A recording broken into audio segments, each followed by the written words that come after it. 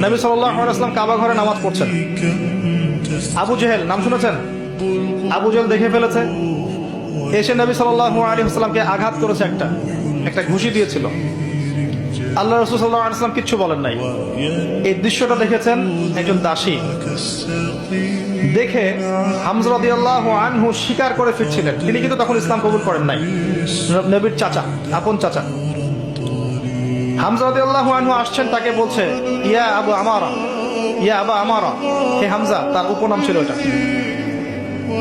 তুমি যদি দেখতে কিভাবে আবুল হাকাম ইবনে হিশাম মানে আবু জেহেল তোমার ভাতিজাকে গালি দিয়েছে, আঘাত করেছে। হামজা রাদিয়াল্লাহু আনহু বললেন আওয়া ফাআলা হাদা, সত্যি কি সেই কাজটা করেছে? তখন এই দাসী বলছেন ই ওয়া রব্বি, আল্লাহর কসম, সত্যি এই কাজটা করেছে। তখন তিনি ঘোড়া ছুটিয়ে কাবা ঘরে গেলেন, গিয়ে দেখলেন আবু জেহেল দাঁড়িয়ে আছে সবার সামনে, কাবা ঘরে সবার সামনে আবু জেহেলের কলার ধরে তাকে প্রচন্ড জোরে একটা ঘুষি দিয়ে বললেন যে আতাশতুমুনি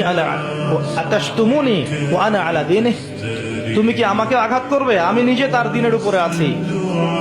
আকুলু মা ইয়াকুল, ও যা বলে, আমার ভাতিজা যা বলে আমিও তাই বলি।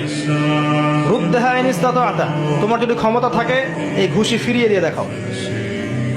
কে বলেন এই কথা? হামজা রাদিয়াল্লাহু আনহু। এবং ওখানে সাক্ষ্য দিচ্ছেন যে আনা আলা দীনিহি ওয়া শাহিদতু আল্লা ইলাহা ইল্লাল্লাহ ওয়া আন্না মুহাম্মাদার রাসূলুল্লাহ। তোমার যা ইচ্ছা এখন করো। কারো বুকের কলিজা ছিল না, ওখানে হামজা রাদিয়াল্লাহু আনহুকে একটা আঘাত করে দেখায়। এবার তিনি চলে গেলেন দারুল আরকামে, যেখানে নবী সাল্লাল্লাহু আলাইহি ওয়াসাল্লাম তখন ছিলেন। সেখানে গিয়ে বলছেন ইয়া ইবনে আখি, হে আমার ভাতিজা, কুনতু আনসুরুকা লিল হামিয়া, আমি এর আগ পর্যন্ত তোমাকে আত্মীয়তার সম্পর্কের কারণে সাহায্য করেছি। আলান, আজকে থেকে আনসুরুকা লিল ইসলাম, আমি তোমাকে ইসলামের জন্য সাহায্য করব। ওয়া আশহাদু আল্লা ইলাহা ইল্লাল্লাহ ওয়া আন্নাকা রাসূলুল্লাহ।